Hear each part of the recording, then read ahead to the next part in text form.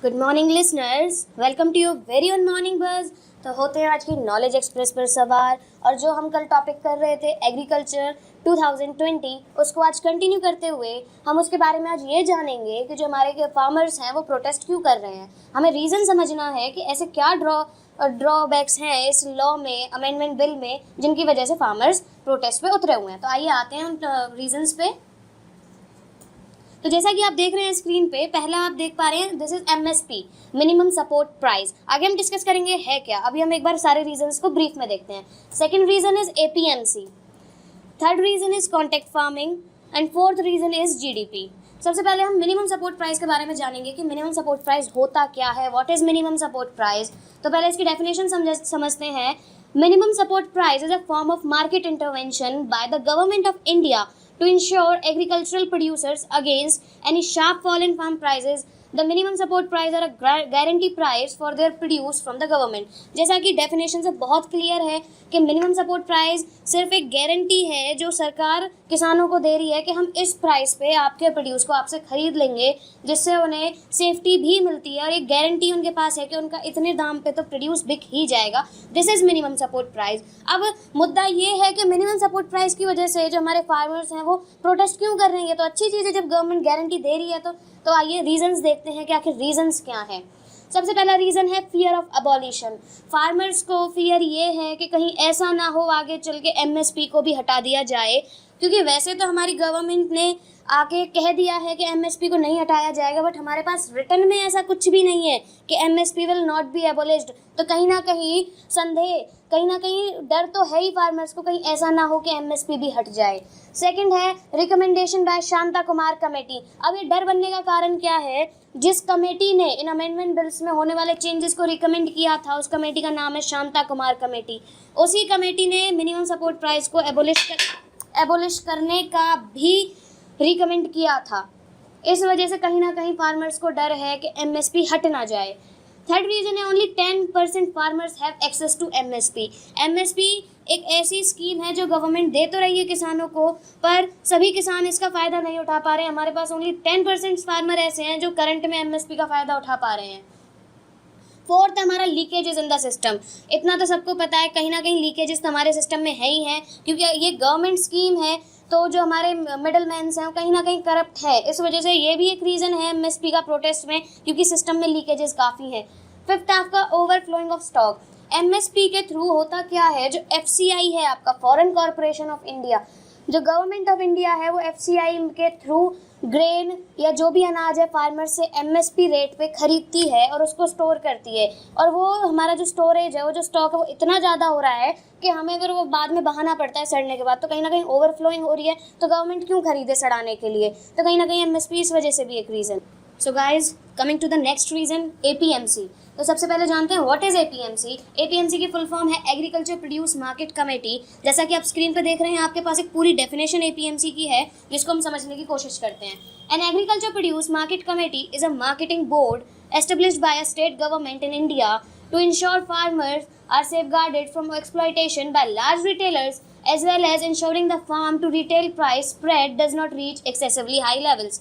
तो जैसा कि डेफिनेशन से क्लियर हो रहा है, एपीएमसी एक ऐसी कमेटी है, इसको हम रजिस्टर्ड मार्केट भी बोल सकते हैं, जो कि किसने बनाई है? State government in India. मतलब हर पर्टिकुलर स्टेट की जो स्टेट गवर्नमेंट है वो अपने यहाँ पे एपीएमसी को क्रिएट करती है। क्यों क्रिएट करती है? To ensure farmers are safeguarded. ये पुष्टि करने के लिए कि जो हमारे किसान हैं वो, उनका जो इंटरेस्ट है वो बच पा रहा है। किससे बच पा रहा है? Exploitation by the large retailers. जो बड़े व्यापारी हैं वो उनका शोषण ना कर पाएँ, इस चीज़ से बचाव देती है APMC. as well as ensuring the farm to retail price spread does not reach excessively high levels। और वहीं इस बात का भी ध्यान रखती है कि जो रिटेल प्राइस है उनके प्रोड्यूस के, वो बहुत ज़्यादा हाई लेवल्स पर ना पहुंच जाएं।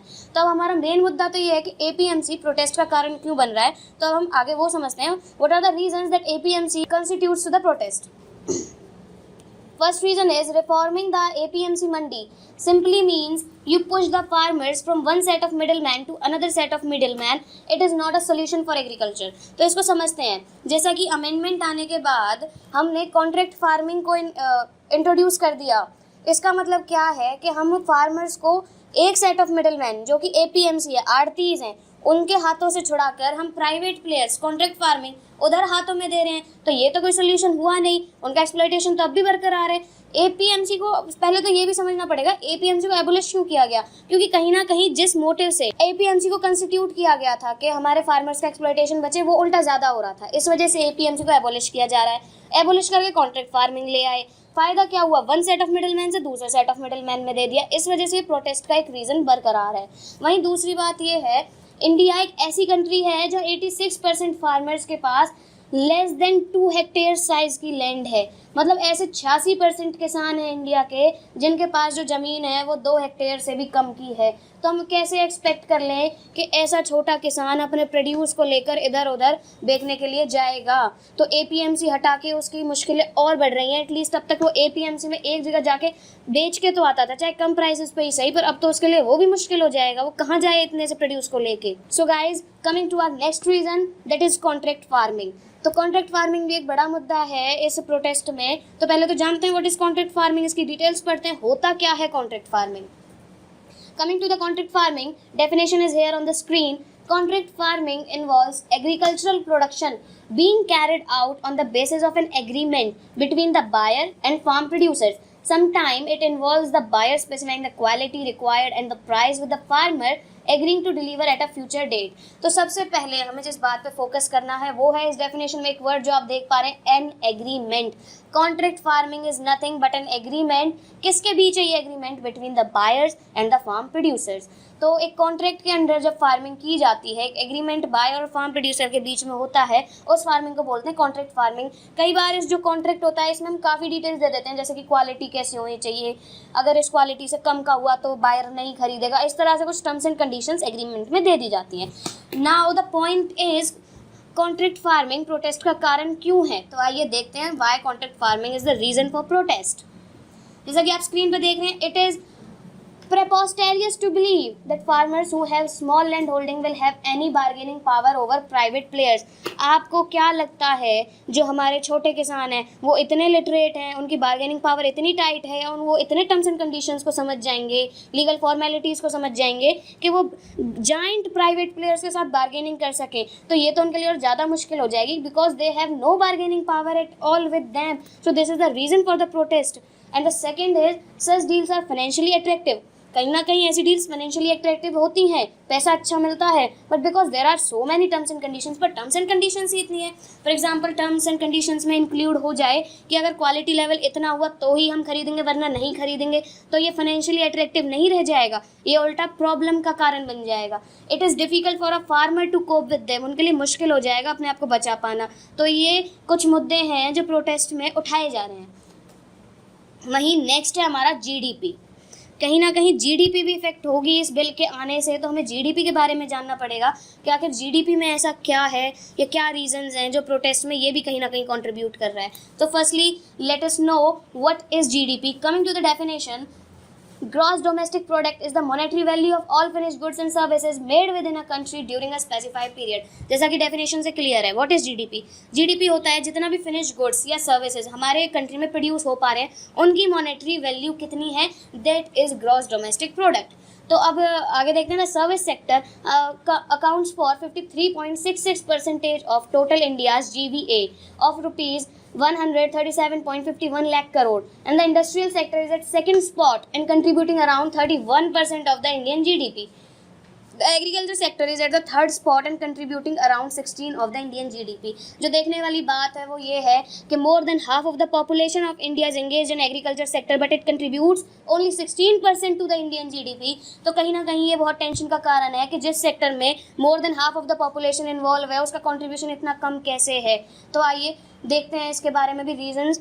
वही रीज़न हमारे हैं कि जीडीपी में मुद्दा क्यों है. इस वजह से तो बिल लाए गए कि कहीं ना कहीं जीडीपी में एग्रीकल्चर सेक्टर का कंट्रीब्यूशन बढ़े, प्राइवेट प्लेयर्स इन्वॉल्व हो, प्राइवेट सेक्टर की इन्वेस्टमेंट हो. तो ये भी एक कारण है प्रोटेस्ट में. सो गाइस, जैसा कि हमारा एक टॉपिक पेंडिंग था, जैसा कि मैंने फर्स्ट वीडियो में आपको बोला था कि हम ऑर्डिनेंस और एक्ट के बीच में डिफरेंस जानेंगे, क्योंकि एग्रीकल्चर बिल जो था वो पहले ऑर्डिनेंस के रूप में आया था, फिर इसको एक्ट बना के पास किया गया।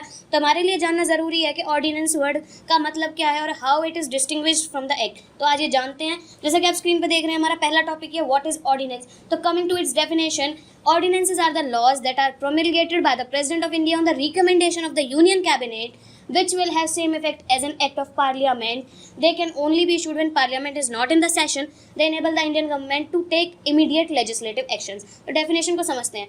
पहली बात तो they have the same effect as an act of parliament. जैसा कि एक्ट ऑफ पार्लियामेंट के इफेक्ट होते हैं, वैसे ही ऑर्डिनेंस भी अपना इफेक्ट पूरा डालते हैं सेम लेवल पे। अब डिफरेंस क्या है कि जो ये जो ऑर्डिनेंसेस हैं पास कब होते हैं, जब पार्लियामेंट सेशन में नहीं होता, उस टाइम पे ये पास होते हैं। और हमें किसी मुद्दे पे इमरजेंसी एक्शन लेना पड़े, इस वजह से हम ऑर्डिनेंस को पास करते हैं। वहीं अब हम डिफरेंस जानते हैं ऑर्डिनेंस और एक्ट के बीच में। यही एक डिफरेंस है कि जो ऑर्डिनेंस है ना, वो टेम्पररी लॉ होता है, सिर्फ तब तक के लिए जब तक पार्लियामेंट का सेशन राइज नहीं हो रहा। जब पार्लियामेंट सेशन में नहीं होती तब हम ऑर्डिनेंस पास करते हैं, और वही ऑर्डिनेंस पार्लियामेंट लगते ही डिस्कशन होते ही एक्ट में कन्वर्ट हो जाती है। तो जैसा कि आप स्क्रीन पर डिफरेंस देख पा रहे हैं, an ordinance is a temporary law. ये एक टेम्पररी लॉ है that can be issued by a government, जो गवर्नमेंट इशू कर सकती है without tabling it in both houses. Both houses यहाँ राज्यसभा और लोकसभा के लिए आया शब्द है। तो गवर्नमेंट बिना राज्यसभा और लोकसभा में पास किए कोई लॉ जब पास कर देती है उसे ऑर्डिनेंस कहते हैं। वहीं act, an act is that law which is presented in both the houses and require the assent of president too। वहीं एक्ट वो चीज़ है जिसको दोनों हाउसेज में भी पास करना पड़ता है और जिसके लिए प्रेसिडेंट की एसेंट भी रिक्वायर्ड होती है। तो गाइज, हमारा टॉपिक एग्रीकल्चर बिल 2020 यहाँ ख़त्म होता है। और प्लीज़ कमेंट सेक्शन में हमें बताएं आपको हमारा टॉपिक कैसा लगा, और अगर आप किसी टॉपिक पर चाहते हैं हम डिस्कशन करें तो प्लीज़ वो भी हमें ज़रूर बताएं कमेंट सेक्शन में कमेंट करके। Thank you guys.